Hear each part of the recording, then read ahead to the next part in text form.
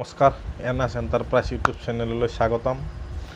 আজি এটা নতুন বিজনেছৰ বিষয়ে আজি একচুৱেলি কিন্তু বিজনেছৰ বিষয়ে কথা নহয়, অলপ নলেজ বিজনেছৰ অলপ মই আজি নলেজৰ ওপৰত ভিডিঅ'টো দিব যাই আছোঁ। ভিডিঅ'টো যোৱাৰ আগতে মই আপোনালোকক সদায় কওঁ, লাইক কৰিব, কমেণ্ট কৰিব আৰু ছাবস্ক্ৰাইব কৰিব। এতিয়া আহক, আজিৰ কথাটো হৈছে কি জানে না, ব্যৱসায় এখন বিক্ৰী অৰ্থাৎ বিক্ৰী যদি আপুনি বাঢ়াব খোজে ব্যৱসায়খনৰ, তেতিয়াহ'লে আপুনি কি কৰিব লাগিব? যদি আপুনি বিক্ৰী বাঢ়াব খোজে, মেইন কথা হৈছে কি জানে না, যদি আপুনি বিক্ৰীটো বোলে নহয়, আজি মই কি দোকানখনৰ ধৰক বিক্ৰী 2000 টকা হৈ আছে, মই বিক্ৰীটো বাঢ়াব লাগে। তাতে কথা হৈছে কি জানে না, আপুনি নতুন নতুন বস্তু আপুনি তাতে সোমাব লাগিব।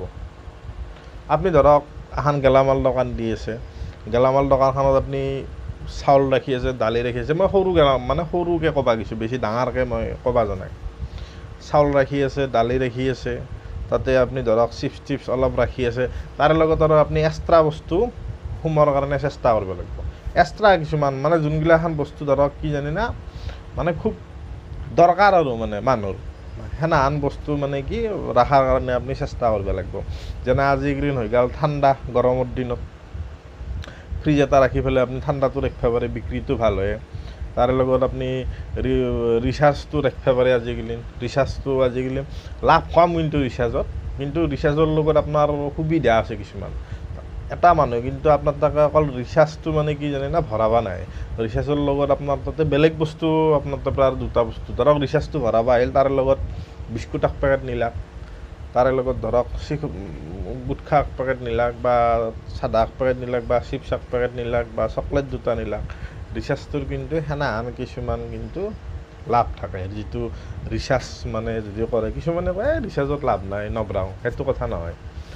কি ৰিচাৰ্জৰ লগত আপুনি আৰু বেলেগ বস্তু বিক্ৰী কৰিব পাৰিব ৰিচাৰ্জৰ লগত সেহানাহান। কি যদি আপুনি দাম বিক্ৰী বাঢ়াব খুজিছে, তেতিয়াহ'লে আপুনি মালটো বাঢ়াবই লাগিব। দোকানৰ মাল বাঢ়ক, তেতিয়াহে কিন্তু আপোনাৰ দোকানৰ বিক্ৰী বাঢ়িব। আৰু দোকানত যদি আপুনি মালে নাবঢ়ই, দোকানৰ বিক্ৰী কৰিব পাৰিব 2000 হৈ থাকিব। তাৰপৰা আপোনাৰ 4000 টকা আপোনাৰ বিক্ৰী নহয়। যেতিয়া আপুনি দোকানত 100টা আইটেম ৰাখিব, 100টা আইটেমৰ আপোনাৰ 50টা আইটেম বিক্ৰী হ'ব। যদি আপুনি দোকানখনত 50টা আইটেমেই ৰাখে, তেতিয়াহ'লে আপোনাৰ বিক্ৰী কিমান হ'ব? 20টা আইটেম হ'ব। মানুহে খালি কয় বিক্ৰী নাই। বিক্ৰী নাই নহয়, বিক্ৰী চব দোকানতে আছে। কথাটো হৈছে কি জানে না, মানুহে আইটেমটো নাবঢ়ই, একে আইটেম লৈ পেলাই বহি থাকে আৰু গধূলা হ'লে ক'ব কি মোৰ দোকানত বিক্ৰী। কথা সেইটো নহয়, আপোনালোকে আইটেম বাঢ়াৰ চেষ্টা কৰক যিমান পাৰে। সৰু সুৰা আইটেম, আপোনাৰ পইচা নাই, সৰু সুৰা আইটেম বাঢ়াৰ কাৰণে চেষ্টা কৰক। যেনে দৰকাৰ মানুহৰ সেনাহান আইটেমত আপুনি বেছি গুৰুত্ব দিয়ক। আপোনাৰ বিক্ৰী নোহোৱাৰ কোনো কাৰণেই নাই, মই আপোনালোকক ক'লোঁ। আৰু বেছি আপোনালোকে হেৰি কৰিব পাৰিব, বেছি বিক্ৰী কৰিব পাৰিব। এইটোৱে কাৰণ, আপোনালোকে মাল বাঢ়ক, ব্যৱসায় হওক বেপাৰ হওক যিকোনো বেছি বিক্ৰী হ'ব। আৰু আপোনালোকে মাল কমকৈ ৰাখিব, বিক্ৰী কম হ'ব। নমস্কাৰ, লাইক কমেণ্ট শ্বেয়াৰ কৰিব।